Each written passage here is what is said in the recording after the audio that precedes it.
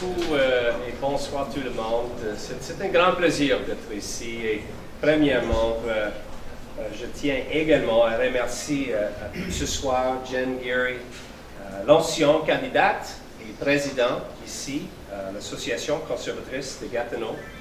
Et Jen, I appreciate so much your words, but more so your actions and your leadership. What you have done, particularly here in Gatineau, what you do daily at the Department of National Defense. Your words speak the passion that I know you feel for the men and women in uniform as well, and the role that you played in promoting and profiling much of that work in Halifax last year, again, was spectacular. Je vous dire un grand merci, Jen.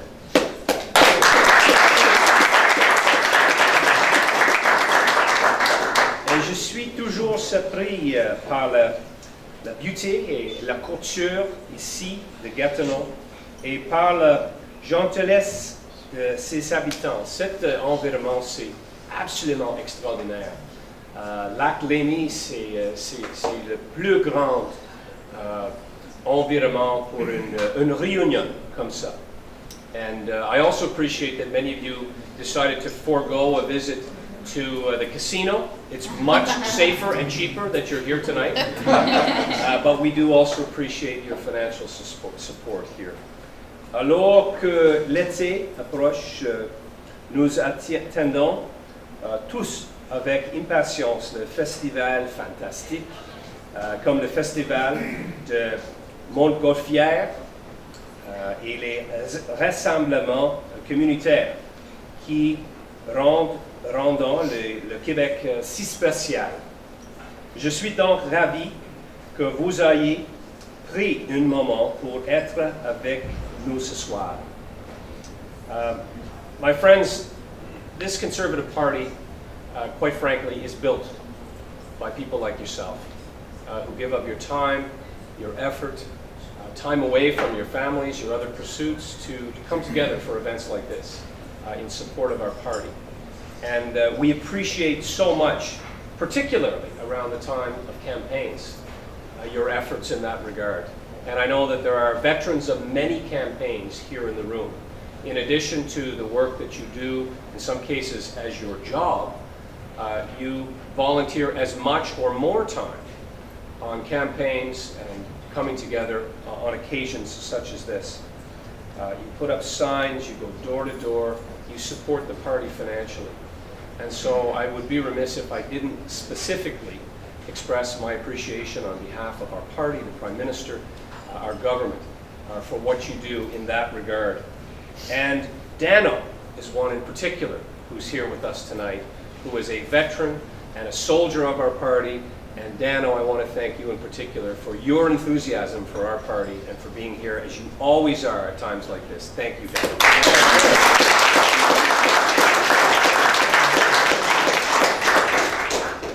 And you know, it's times like this that we need friends.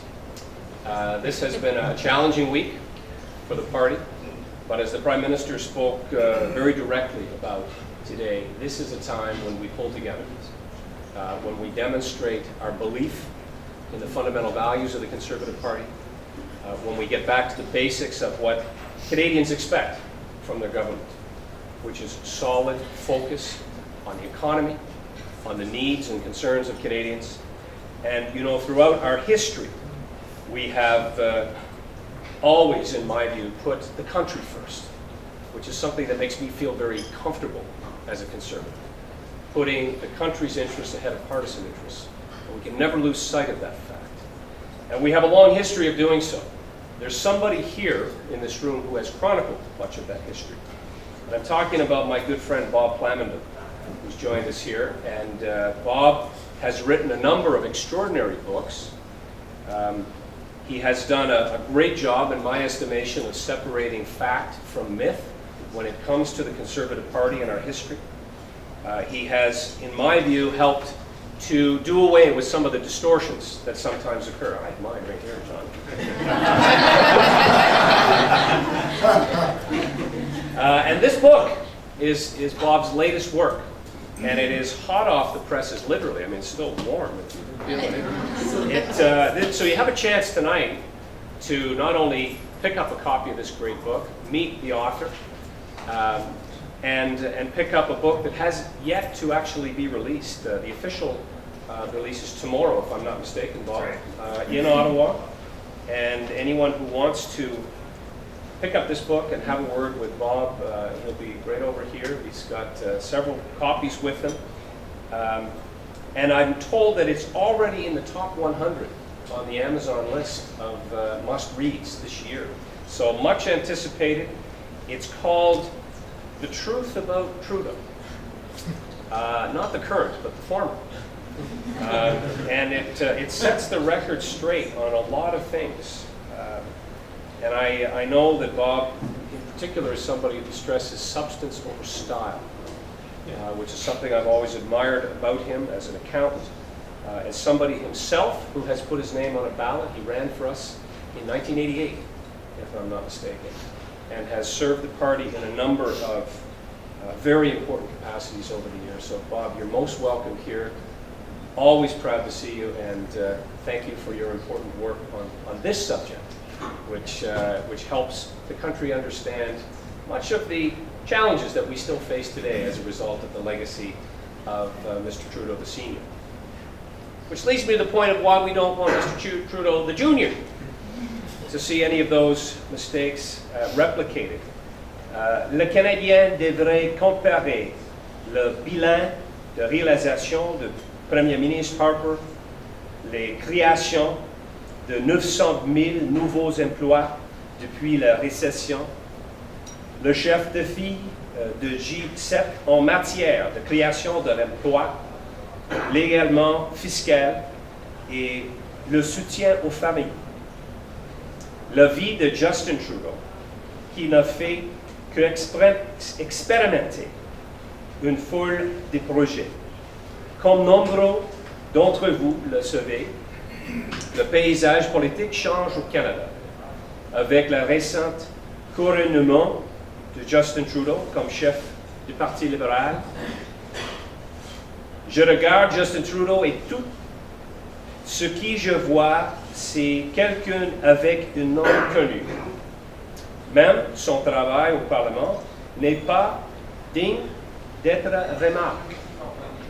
Il n'a jamais fait adopter la loi et l'un des pires bilans de présence. And you know, there's been some discussion in the country and certainly here in the capital about negative advertising. And I want to say something right off the bat. I mean, nobody is disparaging the work of Trudeau's previous career as a drama teacher or a teacher. Hear me out. But imagine, if you will, a drama teacher working part-time at a school, walking into the principal's office and saying, I want to replace you. I want to be the principal of this school after 3 years of part-time work as a drama teacher. Now imagine that same individual saying, I want to run the country. That is fact. That's the experience that we're talking about, and not disparaging, but simply pointing out in comparison to the experience that the Prime Minister has, for example, in running a G7 economy for the last 7 years. So I see nothing wrong with simply highlighting the facts and the important choice that Canadians will face in the coming years. Il n'est pas, dans mon opinion, le jugement, l'expérience et la capacité de leadership nécessaire pour diriger une économie de G7 en une période d'incertitude économique mondiale. Comme je l'ai dit plus tôt, c'est grâce aux bénévoles et aux partisans que notre gouvernement a pu réduire le fardeau fiscal, améliorer les libertés et mettre le Canada sur la voie de la prospérité durable. Ma conjointe, Nazani, comme Jen a mentionné, et moi avons récemment eu le bonheur d'accueillir la naissance d'un beau garçon et parfaite santé. Et c'est une période très, très excitée pour nous. Et nous savons qu'elle vit une famille coûte cher. Diriger une province coûte aussi cher. C'est pourquoi le Canada va recevoir un soutien significatif, un titre des principaux transferts fédéraux en 2013-2015 et 7,1 milliard de dollars au titre du transfert canadien en matière de santé, une hausse de 2 milliards depuis 2005-2006 sous le précédent gouvernemental libéral, 2,8 milliards de dollars au titre du transfert canadien en matière de programmes sociaux, une hausse de plus de 600 millions de dollars depuis 2005-2006. Sous le précédent gouvernement libéral, les commentaires aiment prendre que notre gouvernement ignore le Québec et les Québécois, mais rien n'est plus faux. Et il suffit de jeter un regard à notre bilan pour s'en convaincre. Depuis notre arrivée au pouvoir en 2006, nous avons livré la marchandise au Québec. Et nous avons bien sûr reconnu que le Québec forme une nation au sein du Canada. Une reconnaissance historique que les autres partis n'ont jamais eu le courage ou la volonté de réaliser. Et nous gouvernerons chaque jour en respectant le champ de compétences des provinces. C'est un principe très important pour nous, mais qui ne compte pas pour beaucoup aux yeux et libéraux et de NPD. Ici même, à Gatineau et en Outaouais, nous avons contribué à plusieurs projets importants. Et la première de ces priorités, le Job One, comme a déjà dit la Première ministre, c'est l'économie. And I'm proud to say that we will not change course when it comes to our concentrated effort on the economy.